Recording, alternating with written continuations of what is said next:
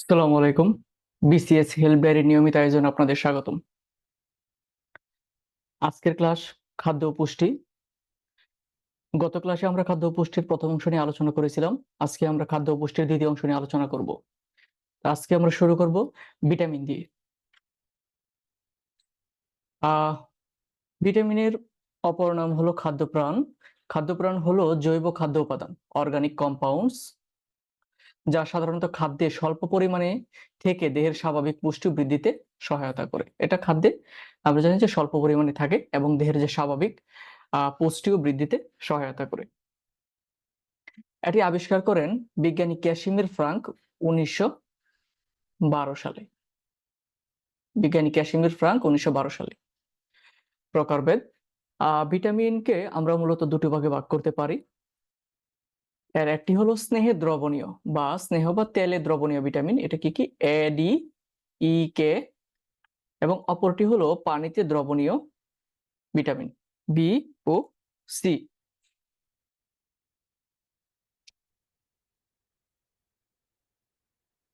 এবার আমরা স্নেহে দ্রবণীয় ভিটামিন এবং পানিতে দ্রবণীয় ভিটামিনের বিস্তারিত আলোচনাতে যাব।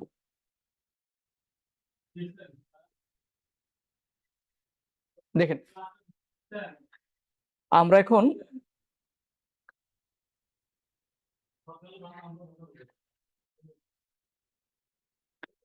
পানিতে দ্রবণীয় ভিটামিন, বা আমরা জানি পানিতে দ্রবণীয় ভিটামিন দুইটি, বি এবং সি। আবার ভিটামিন বি, তার অনেকগুলো প্রকার, সবগুলোকে মিলিয়ে বলা হয় ভিটামিন বি কমপ্লেক্স। আমরা এখন ভিটামিন বি কমপ্লেক্স নিয়ে আলোচনা করব। দেখেন, প্রথমে আমরা দেখব যে ভিটামিন বি1, তার অপর নাম হলো থায়ামিন। হ্যাঁ, এটা আমরা একটু মনে রাখবো, কারণ এখান থেকে প্রশ্ন অনেক সময় আসে যে ভিটামিন মানে থায়ামিন কোন ভিটামিনকে নির্দেশ করে। তাহলে দেখবো যে থায়ামিনের উৎস কি? যকৃৎ বা কলিজা, চীনাবাদাম, ডিমের কুসুম, ছোলা বা মটর, এগুলা কি থায়ামিনের উৎস।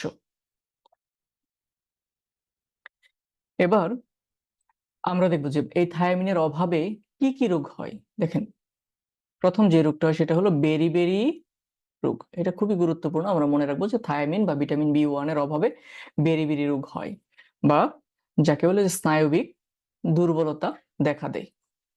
এটার অভাবে অটিস্টিক বাচ্চা অটিস্টিক হয়ে যেতে পারে। আবার অবসাদ জাগতে পারে মানুষের, খাওয়ার অরুচি জাগতে পারে, বা চোখে গ্লুকোমা সমস্যা দেখা দিতে পারে। এবার আমরা দেখব ভিটামিন বি1, তার অপর নাম হলো রাইবোফ্লাভিন।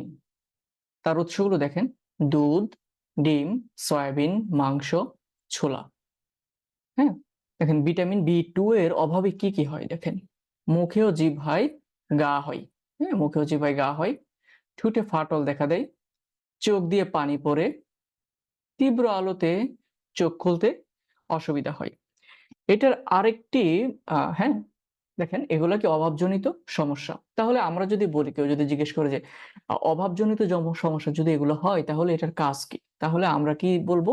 ঠিক এটার উল্টোগুলো, ঠিক আছে। এটার ফলে মুখে ও জিহ্বার ঘা প্রতিরোধ করে, ঠোঁটের ফাটল রোধ করে, চোখে পানি পড়া রোধ করে, এবং তীব্র আলোতে যে চোখ খুলতে যে অসুবিধা হয় সে সমস্যা দূর করে। এটার আরেকটি কাজ আছে, সেটা কি? Cell growth. আমাদের দেহে যে কোষ, এটা এটা গ্রোথ করে এই ভিটামিন বি2।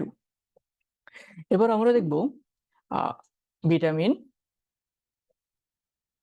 বি5। হ্যাঁ, এটার অন্য নাম হলো নিয়াসিন বা নিকোটিনিক অ্যাসিড।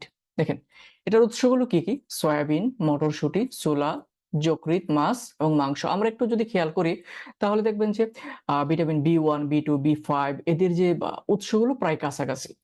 হ্যাঁ, এটার জন্য কি হয় দেখেন, জিহ্বায় প্যালেগ্রা রোগ হয়। প্যালেগ্রা বা অ্যাট্রফি, তার অপর নাম কি? অ্যাট্রফি রোগ হয়। এটা পরীক্ষায় আসে প্রায়। নিয়াসিন বা নিকোটিনিক অ্যাসিড বা বি5 এর অভাবে কোন রোগ হয়? জিহ্বায় প্যালেগ্রা বা অ্যাট্রফি হয়। এবার আমরা দেখব ভিটামিন বি6 বা পিরিডক্সিন। বি6 এর অপর নাম কি? পিরিডক্সিন। এটার উৎসগুলো দেখেন: ঢেঁকি ছাটা চাল, ভুট্টা, গম, ডিমের কুসুম, মাংস বা যকৃৎ। এটার কারণে কি দেখা দেয় দেখেন, রক্ত শূন্যতা বা অ্যানিমিয়া দেখা দিতে পারে, বমি বমি ভাব হয়, খাওয়ার অরুচি হয়, এটার B6 এর অভাবে। ঠিক আছে, তারপরে দেখেন এটা আবার আমাদের ব্রেন ফাংশনটাকে ডেভেলপ, ঠিক আছে, আমাদের যে ব্রেন ফাংশন, হ্যাঁ, ব্রেন ফাংশনকে এটা ডেভেলপ করে। ওকে, এটা মনে থাকবেন। ঠিক আছে, এটা আমাদের ব্রেন ফাংশনকে ডেভেলপ করে। তারপরে এবার দেখবো আমরা ভিটামিন B7, অপর নাম কি বায়োটিন, এটা আমরা প্রায়ই শুনি বায়োটিন। এটা কোথায় থাকে, এটা মূলত থাকে হলো ডিমের কুসুমে, বায়োটিনটা আমরা পেয়ে থাকি ডিমের কুসুম থেকে। এটার কি কি কাজে লাগে দেখেন, আমাদের যে চুল ঝরে পড়া, ঠিক আছে, এটার অভাবে চুল ঝরে পড়ে, আর এটা যদি পর্যাপ্ত শরীরে থাকে তাহলে তার চুল মজবুত থাকে। আবার আমাদের স্কিনের যে হেলথ, হ্যাঁ, স্কিন স্কিন হেলথ, ঠিক আছে, আমাদের স্কিন হেলথ এটা কি ঠিক রাখে।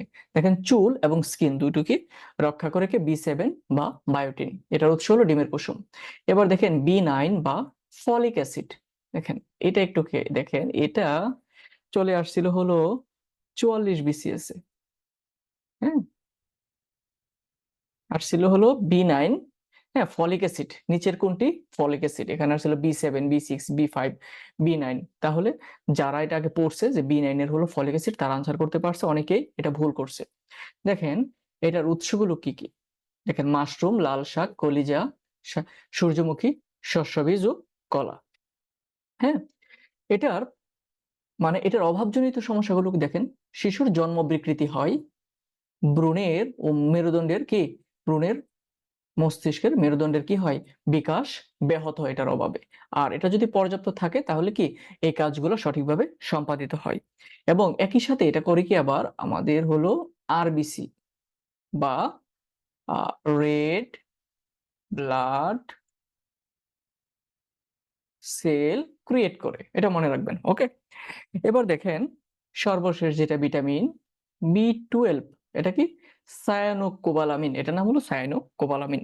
হ্যাঁ, এটার কিন্তু একটা জিনিস মনে রাখবেন, উদ্ভিজ্জ, এটার কোনো উদ্ভিজ্জ উৎস নেই। আপনার পরীক্ষায় প্রিলিতে চলে আসতে পারে নিচের কোনটি B12 এর উৎস, ওখানে দেখবেন যে তিনটা থাকবে হলো প্রাণীজ, হ্যাঁ, দেখবেন তিনটা উদ্ভিদ, একটা থাকবে হলো প্রাণীজ। তো অনেক সময় আপনি ভুল করে কিন্তু সেটা দিয়ে দিতে পারেন, তাই আপনারা একটু মনে রাখবেন B12 বা সায়ানোকোবালামিনের কোনো উদ্ভিজ্জ মানে কোন উদ্ভিদের থেকে এটা পাওয়া যায় না, এটা সরাসরি পাওয়া যায় মাছ, দুধ, ডিম, মাংস, মানে প্রাণীজ উৎস থেকে। ওকে, দেখেন এটার ফলে দেখেন আহ রক্ত শূন্যতা দেখা দিতে পারে, স্নায়বিক অবক্ষয় দেখা দিতে পারে।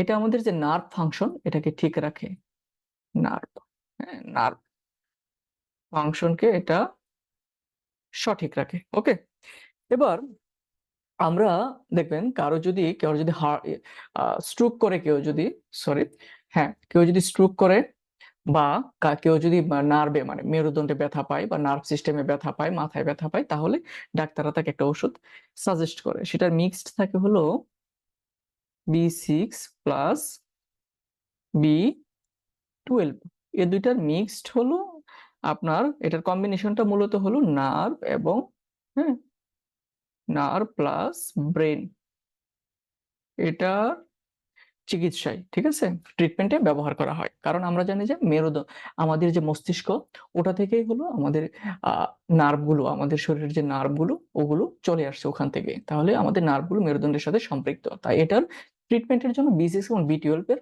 কম্বিনেশনটা ব্যবহার করা হয়। তারপরে আমরা দেখব, দেখেন আমরা, হ্যাঁ দেখেন এখানে আরেকটা জিনিস, চা পাতা, বৃষ্টির পানি এবং কফিতে ভিটামিন B কমপ্লেক্স থাকে। কিসে কিসে, চা পাতা, বৃষ্টির পানি এবং কফিতে, এটা একটু মনে রাখবেন, চা পাতা, বৃষ্টির পানি এবং কফিতে ভিটামিন B কমপ্লেক্স থাকে। একটা জিনিস এখানে দেখেন, এই যে চা পাতাটা আছে না, এটা 37তম বিসিএসে আসছিল, ঠিক আছে, 37তম বিসিএস। ওকে, তাহলে এখানে আসছিল যে চা পাতায় কোন ভিটামিন থাকে, ভিটামিন B কমপ্লেক্স। তাহলে আমরা একটু পড়ার সময় একটু মনোযোগ দিয়ে পড়বো, এবং আমাদের যে এই যে চার্টটা, এটা যদি আমরা ভালো করে পড়ি তাহলে ইনশাল্লাহ যে কোনো পরীক্ষায় আমরা এখান থেকে কমন পাবো।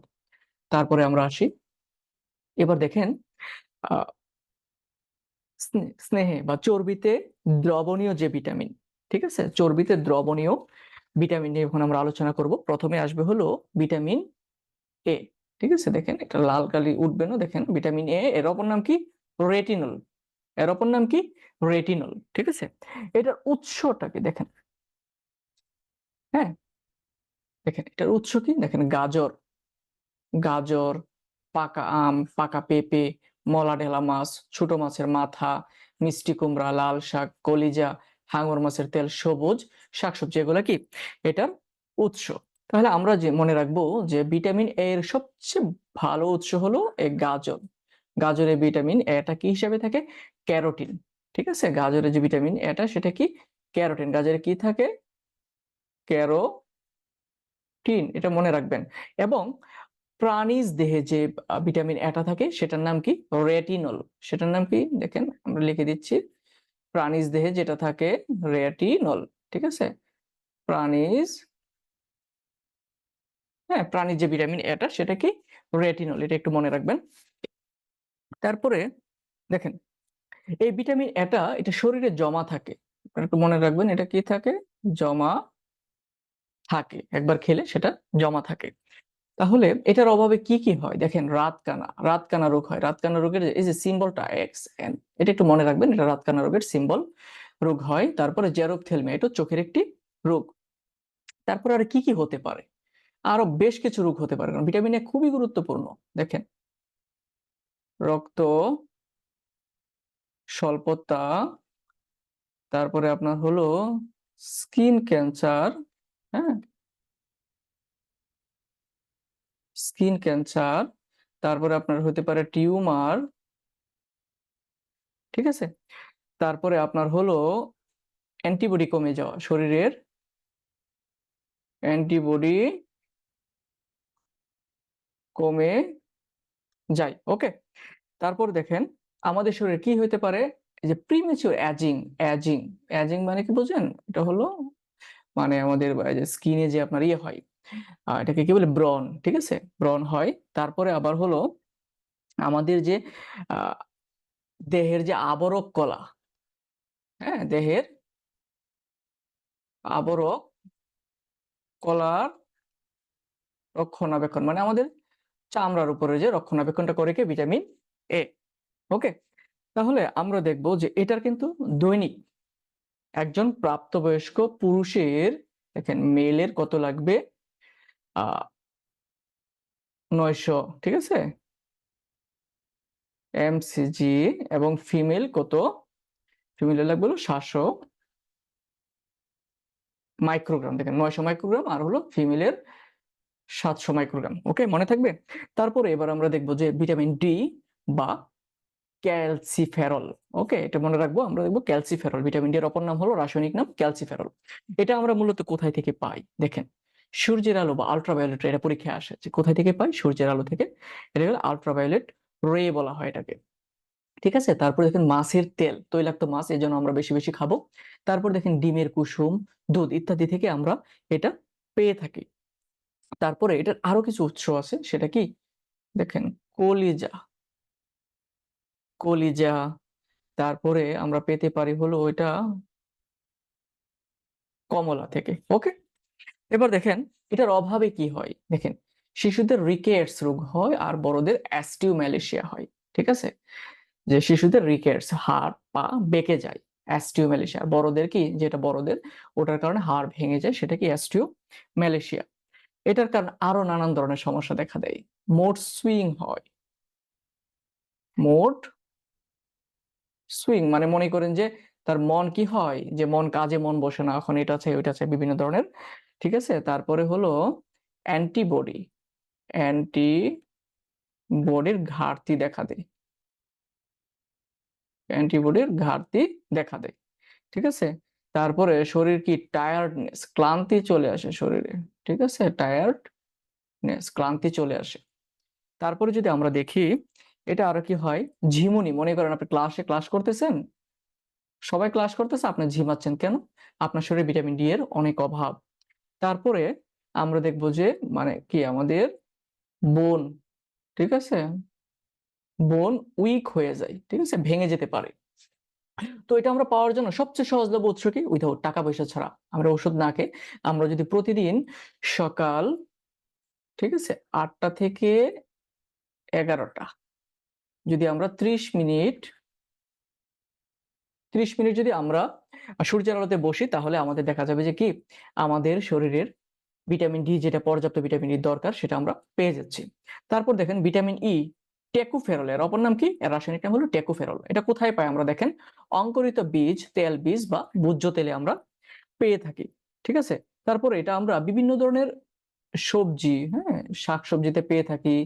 এটা আমরা কিছু মরিচেও ভিটামিন ইটা আমরা পেয়ে থাকি। তো এটার কাজটা কি দেখেন এটার কাজ হলো প্রজনন দেখেন এটার অভাবে হলো প্রজনন ক্ষমতা হ্রাস পায়। তার মানে হলো এটার কাজ হলো প্রজনন ক্ষমতাকে বৃদ্ধি করে আর কমে গেলে হ্রাস পায়।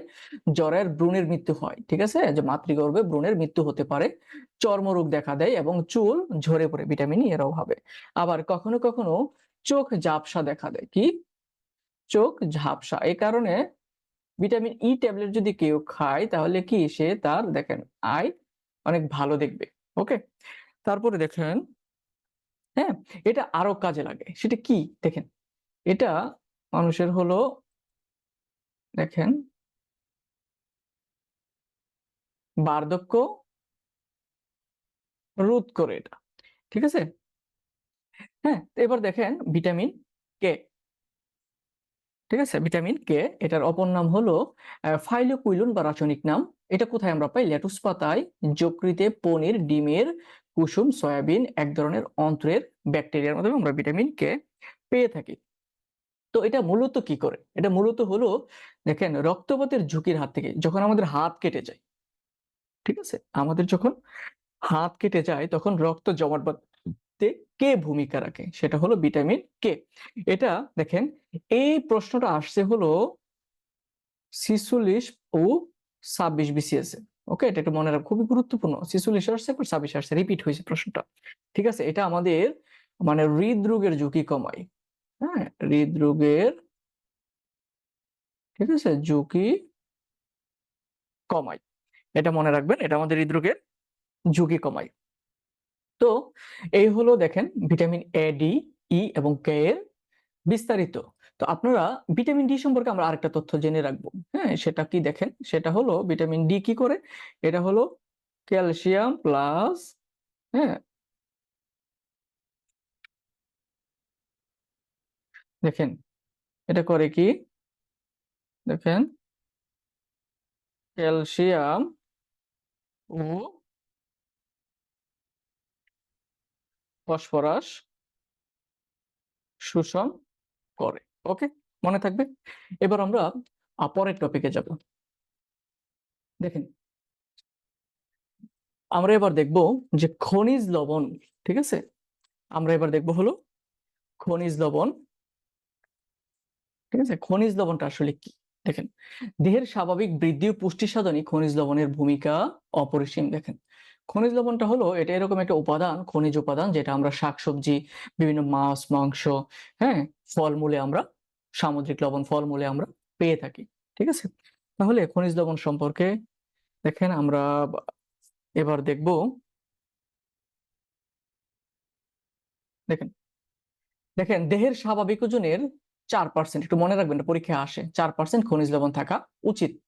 হাড় ও অস্থি গঠনে সহায়তা করে ক্যালসিয়াম ও ফসফরাস। এখন যদি পরীক্ষায় আসে নিচের কোনটি হাড় ও অস্থি গঠনে সহায়তা করে? দুটোই থাকলো। এই কারণে আমি দেখেন এটা গ্রেটার দেন দিয়ে দিছি। ঠিক আছে? ফসফরাসের চেয়ে ক্যালসিয়ামের গুরুত্বটা বেশি। তাই আমরা আনসার করবেন হলো ক্যালসিয়াম। খনিজ লবণ দেহের কোষ গঠনে সহায়তা করে। যে আমাদের যে কোষ সেল, ঠিক আছে? সেল গঠনে সহায়তা করে। প্রাপ্তবয়স্ক মানুষের দেহে লৌহের পরিমাণ ২ থেকে ৬ গ্রাম। এটা একটু মনে রাখতে হবে লৌহের পরিমাণ কত? ২ থেকে ৬ গ্রাম। এটি হিমোগ্লোবিন গঠনে সহায়তা করে। ঠিক আছে? দেখেন লৌহ আমাদের যে আয়রন, হ্যাঁ? যখন নাকি আপনার প্রেগন্যান্সিতে এই ট্যাবলেটটা বেশি দেওয়া হয়, আয়রন ট্যাবলেটটা। এটা পরীক্ষায় আসে। প্রেগন্যান্সিতে কোন ট্যাবলেটটি খেতে হয়? আয়রন, ফলিক অ্যাসিড ইত্যাদি। দেখেন, মানবদেহে খনিজ পদার্থের মধ্যে ক্যালসিয়ামের পরিমাণ সবচেয়ে বেশি। কিসের পরিমাণ বেশি? ক্যালসিয়ামের পরিমাণ সবচেয়ে বেশি। এটা কত পার্সেন্ট? 2%। ওকে? হ্যাঁ, এবার দেখেন আয়োডিনের অভাবে থাইরয়েড হরমোন উৎপন্ন ব্যাহত হয়। দেখেন থাইরয়েড আমাদের যে থাইরয়েড হরমোন এটাকে উৎপন্ন ব্যাহত হয়। তার ফলে যে রোগটা হয় সেটাকে হাইপোথাইরয়েডিজম। দেখেন কমে গেলে হাইপো আর যদি বেড়ে যায় তাহলে কি? হাইপার, এটা মনে রাখবেন আপনারা, হাইপার থাইরয়েডিজম, একটাকে হাইপোথাইরয়েডিজম। দেখেন ডাবের পানিতে পটাশিয়াম ও সোডিয়াম থাকে। আমরা ডাবের পানিতে কি থাকে? পটাশিয়াম ও সোডিয়াম। সে কারণে ডায়রিয়ার সময় ডাবের পানি খেতে বলা হয়। খাবার লবণের প্রধান উপাদান কি? Sodium chloride. আমরা যে লবণটা খাই সেটার প্রধান উপাদান হলো সোডিয়াম ক্লোরাইড। এবার দেখেন, আমরা দেখবো যে খনিজ লবণের, দেখেন খনিজ লবণের যে ভাগগুলো আমরা দেখব। দেখেন প্রথমে কি? লৌহ বা আয়রন। এটার সংকেত কি? F E. এটা মনে রাখবো, এটার সংকেত হলো এফ ই। দেখেন এটা কোথায় থেকে আমরা পাই? কচুর শাক থেকে পাই, কাঁচকলা থেকে পাই, আমরা যকৃত থেকে এটা পাই। এটা আমরা দুধ থেকেও পাই, ঠিক আছে? লৌহ বা আয়রন আমরা মিল্ক থেকে অল্প পরিমাণে পেয়ে থাকি। ওকে, তাহলে এখান থেকে একটা কোয়েশ্চেন আসছিল আপনার। দেখেন কচুর শাকে কোন উপাদান থাকে? এটা অনেক আগের একটা বিসিএস এ, দশম বিসিএস এ, দশম বিসিএস। ওকে, মনে থাকবে? কচুর শাকে কোন উপাদান থাকে? দশম বিসিএস। মাঝে মাঝে মাঝে কিন্তু বিসিএস এর প্রশ্নগুলো রিপিট হয়। সে কারণে আমাদের প্রত্যেকটা বিগত বিসিএস এর প্রশ্নগুলো খুব আত্মস্থ থাকতে হবে। দেখেন এই লৌহ বা আয়রনের অভাবে কি দেখা দেয়? দেখেন তো, রক্তের শূন্যতা দেখা দেয়, অ্যানিমিয়া। ঠিক আছে, তাহলে দেখেন আমাদের, দেখেন এটা কি করে? আমাদের হিমোগ্লোবিন, ঠিক আছে, হিমোগ্লোবিন, হিমোগ্লোবিন গঠনে সহায়তা করে।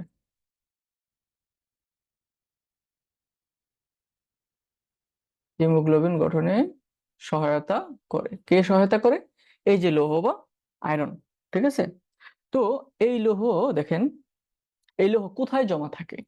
ঠিক আছে, তো এই হিমোগ্লোবিনে থাকে হলো 90%, হিমোগ্লোবিনে থাকে, সরি হিমোগ্লোবিনে থাকে হলো 70%, আর হলো 20% থাকে হলো, হ্যাঁ 20% থাকে হলো যকৃতে, যকৃতে ও প্লীহাতে। ওকে, মনে থাকবে? আচ্ছা, এবার আমরা দেখব হলো ক্যালসিয়াম। দেখেন ক্যালসিয়াম, এটার সংকেত হলো Ca।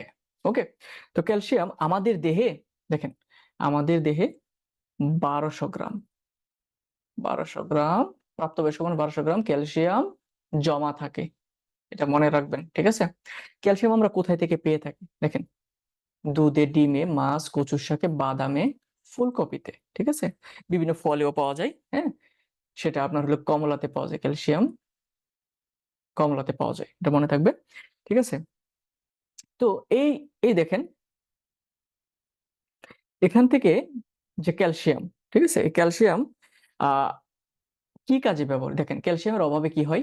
রিকেটস হয়, ঠিক আছে, হাড় বাঁকা হয়ে যে অ্যাস্টিওম্যালেশিয়া, হাড় ভঙ্গুর হয়, হৃৎপিণ্ডের সংকোচন প্রসারণে বাধা দেয়, ঠিক আছে, বাধা পায়, তখন হলো হার্টের সংকোচন প্রসারণ আপনার হলো সমস্যার সৃষ্টি হয়। শিশুদের দাঁত উঠতে কি হয়? দেরি হয়। তারপরে দেখেন এটা করে কি? হ্যাঁ, এটা রক্ত জমাট বাঁধতে সহায়তা করে, ঠিক আছে? দেখেন রক্ত জমাট বাঁধা সহায়তা করে।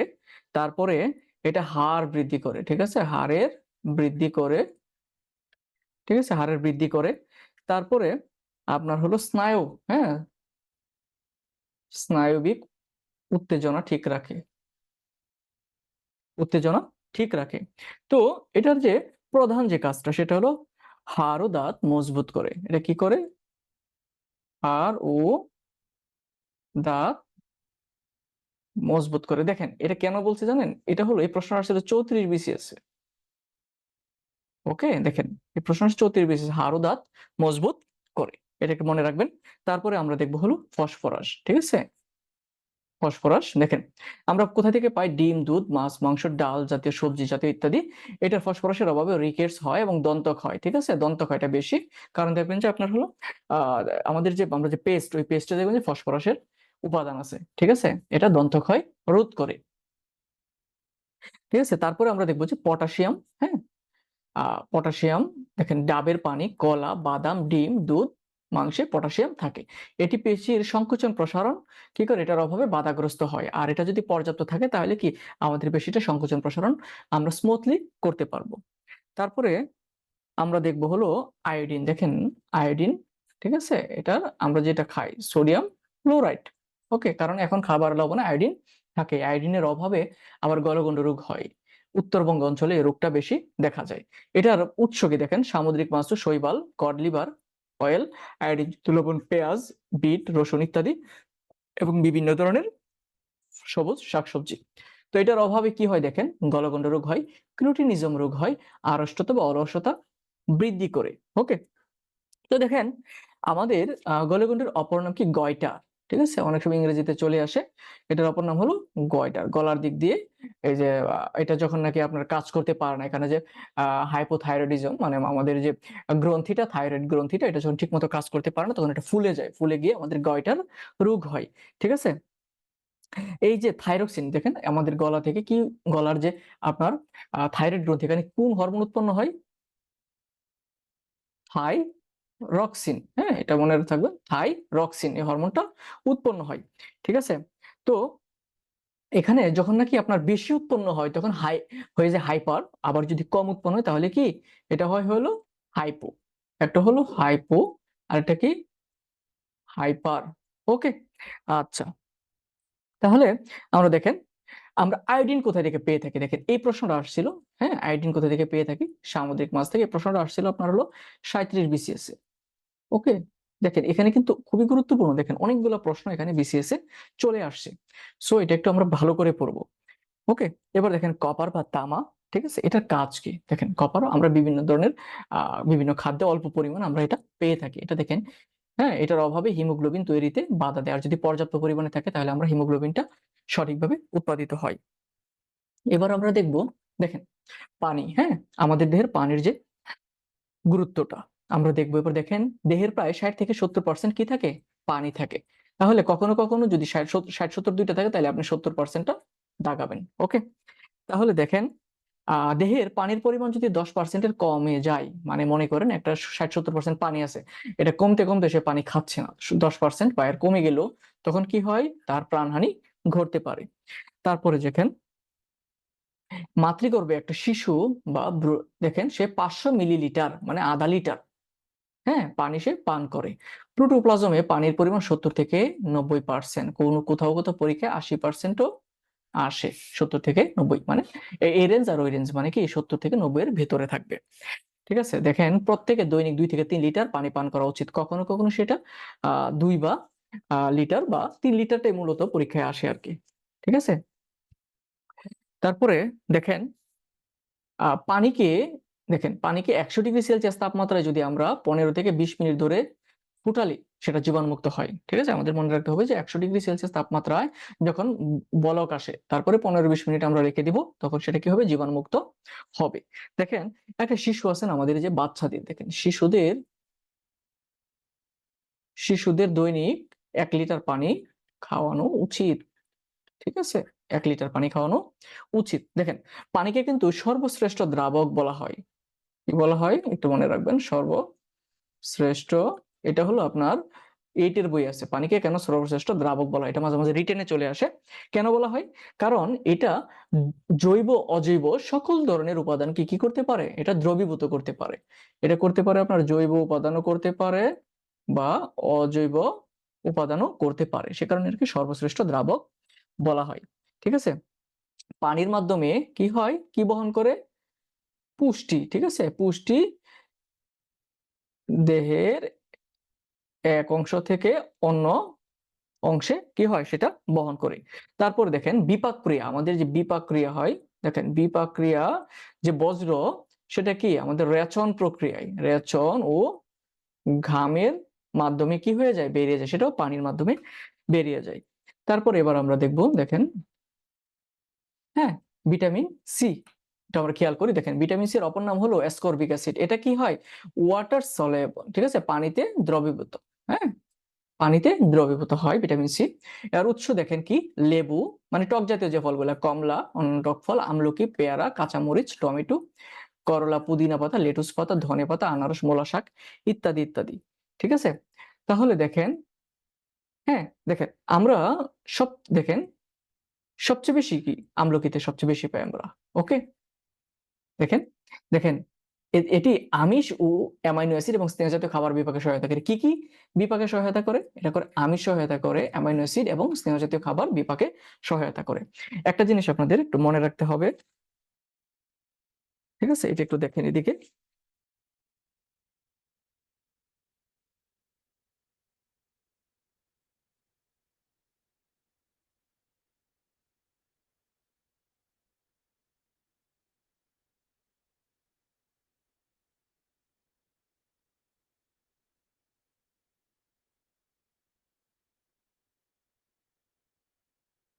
দেখেন, শুকনো ফল, টিনজাত খাবার, দুধ ও ডিমে ভিটামিন সি নেই। দেখেন, ডিমে কোন ভিটামিন? এটা কিন্তু পরীক্ষায় চলে আসছে 40তমতে, 40তম বিসিএস আসছে, ডিমে কোন ভিটামিন নেই। দেখেন, সবচেয়ে বেশি সি পাওয়া যায় কি আমলকিতে। আমাদের দেশে ভিটামিন সি সমৃদ্ধ সবচেয়ে লাভজনক ফল হলো কাজী পেয়ারা, কারণ কি স্বল্প মূল্যে আমরা সারা বছর পেয়ে থাকি। দেখেন, ক্যাপসিনিন নামক উপাদানের কারণে কাঁচামরিচ কি লাগে? ঝাল লাগে। কি থাকে? ক্যাপসিনিন।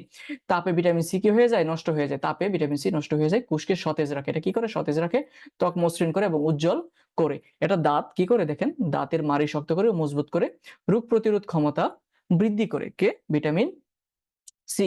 ওকে, দেখেন, এটার ফলে দেখেন, এই যে দেখেন, দাঁতের মাড়ি থেকে কি হচ্ছে?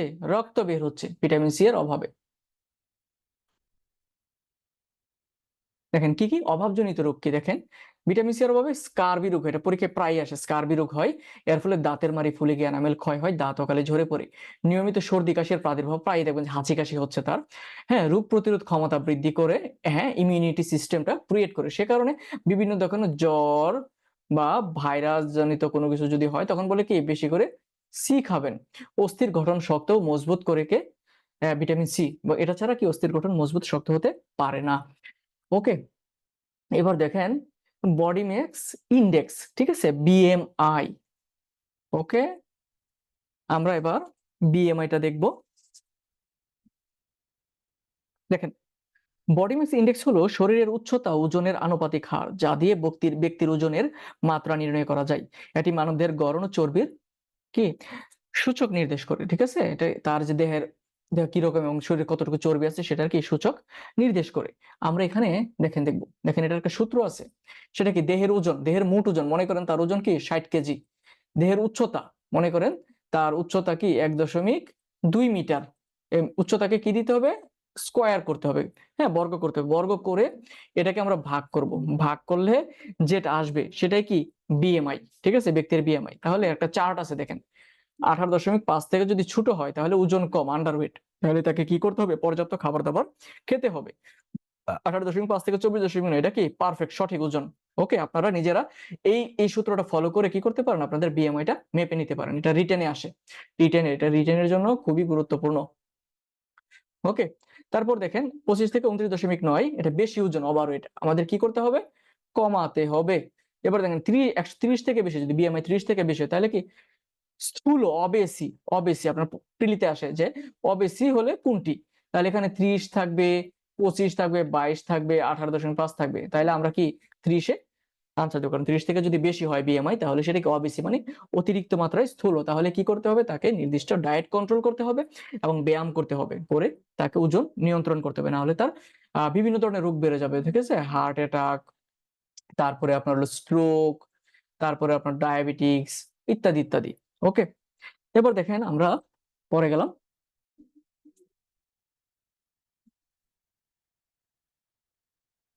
দেখেন,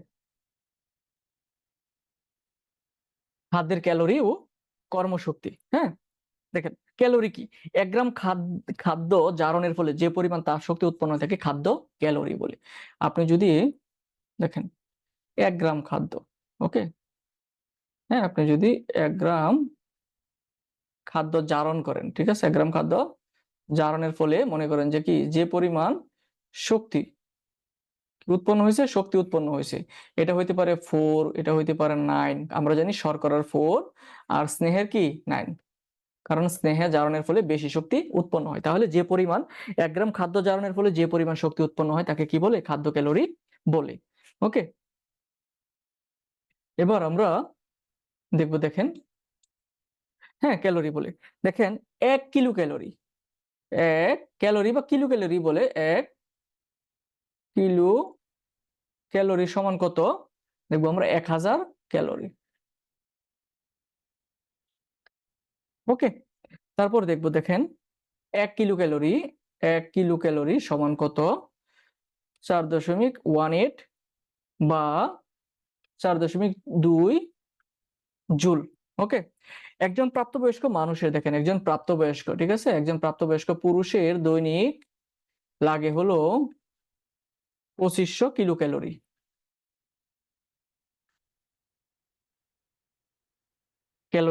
আর একজন নারীর লাগে হলো, ঠিক আছে, 2000 কিলো ক্যালোরি। এটা হলো একটা স্বাভাবিক হিসাব। আবার অনেকে যারা নাকি জিম করে, কঠোর পরিশ্রম করে, হার্ড ওয়ার্ক করে, ঠিক আছে, তাদের আর বেশি লাগতে পারে। ঠিক আছে, ওকে। এবার আমরা দেখেন, আমরা দেখব খাদ্য সংরক্ষণ। হ্যাঁ, আমাদের যে খাবার সেটা আমরা কি কি সংরক্ষণ, এটা খুবই গুরুত্বপূর্ণ। এই টপিকটা আপনার রিটেনের জন্য খুব গুরুত্বপূর্ণ। প্রিলিতে তেমন কোয়েশ্চেন আসে না এটা থেকে। এটা হলো, দেখেন এটা বলি আপনার রিটেন, ঠিক আছে, রিটেনের জন্য এটাকে আমরা 3 স্টার দিয়ে রাখবো। এটা থেকে অনেকগুলো কোয়েশ্চেন আসছে রিটেনে, এটা আমরা মনে রাখবো। আমরা এটা রিটেনের জন্য খুবই গুরুত্বপূর্ণ। ওকে, দেখেন রিটেনের জন্য এটা খুবই গুরুত্বপূর্ণ, আমরা মনে রাখবো। এবার দেখেন খাদ্য সংরক্ষণ, যে আমরা যে আমাদের যে খাবার, আমাদের বর্তমানের চাহিদা মিটিয়ে ভবিষ্যতের জন্য আমরা যা সঞ্চয় করি সেটাকে খাদ্য সংরক্ষণ বলে। প্রাচীনকাল থেকে এই নিয়মটা প্রচলিত ছিল। পূর্বে কিছু ন্যাচারাল প্রসেসে খাদ্য সংরক্ষণ করা হতো, বর্তমানে কি সেটা নানান ধরনের কেমিক্যাল দিয়ে, যা কিছুটা আমাদের স্বাস্থ্যের জন্য ভালো, আবার অনেকে ক্ষতিকর কেমিক্যালও দিয়ে থাকে। তো খাদ্য সংরক্ষণের জন্য কিছু কিছু রাসায়নিক আছে, দেখেন রাসায়নিক গুলা কি আপনারা একটু দেখেন। এটা পরীক্ষায় প্রিলিতে আসে মাঝে মাঝে খাদ্য সংরক্ষণের জন্য, আবার এটা রিটেনে তো আসে, রিটেনের জন্য খুবই গুরুত্বপূর্ণ। এগুলা কি দেখেন তো? ফরমালিন, হ্যাঁ ফরমালিন। তারপরে দেখেন ইথিলিন, ইথিলিন। তারপরে দেখেন হলো ক্যালসিয়াম কার্বাইড, ক্যালসিয়াম কার্বাইড। তারপরে হলো কালটার। হ্যাঁ, এই যে কালটার একটা জিনিস, সেটা দিলে ফলের কি হয়, দ্রুত পেকে যায়, আবার দীর্ঘদিন দেরিতেও পাকে। ওকে, হ্যাঁ দেখেন এই যে উপাদানগুলো, ঠিক আছে, এটা কি রাসায়নিক উপাদান, এগুলো কি আমাদের শরীরের জন্য ভালো? না, এগুলো আমাদের শরীরের জন্য, দেখেন, ক্ষতিকর। আর এখন যদি খাদ্য সংরক্ষণের যে সাধারণ যে প্রক্রিয়া, এগুলো কি গাজন, তারপরে হলো আপনার লবণ, তারপরে হলো আপনার বিকিরণ, ঠিক আছে, শুকানো, তারপরে আপনার হলো ফ্রিজিং, ঠিক আছে, তারপরে আপনার হলো ভিনেগার, ঠিক আছে, এগুলা কি, এগুলা হলো উপকারী। ওকে, এগুলা ভালো মানের, মানে প্রাকৃতিক, অনেকটা প্রাকৃতিক। তাই এগুলো আমরা খাদ্য সংরক্ষণে এগুলো ব্যবহার করব। এই যে উপরেগুলো, এগুলো আমরা ব্যবহার করব না, এগুলো স্বাস্থ্যের জন্য খুবই ক্ষতিকর।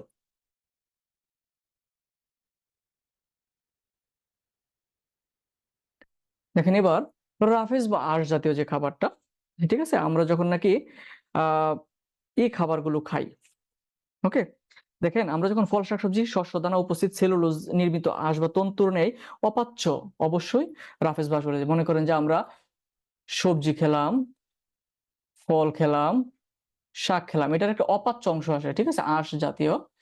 হ্যাঁ, এটা কোনো ভিটামিন নাই বা কোনো ধরনের শক্তি নাই, কিন্তু এটা মারাত্মক উপকার করে। সেটা কি? এটা দেখেন, এটার কোনো পুষ্টি নাই, কিন্তু এটা করে কি, আমাদের যে কোষ্ঠকাঠিন্য,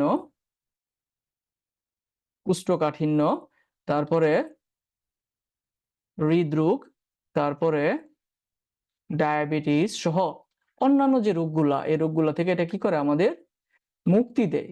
সে কারণে আমরা রাফেজ জাতীয় যে খাবারগুলো আমরা প্রতিদিন খাবো, যেটা আমাদের সুস্থ স্বাভাবিকভাবে বেঁচে থাকতে সহায়তা করবে। আহ ধন্যবাদ সবাইকে।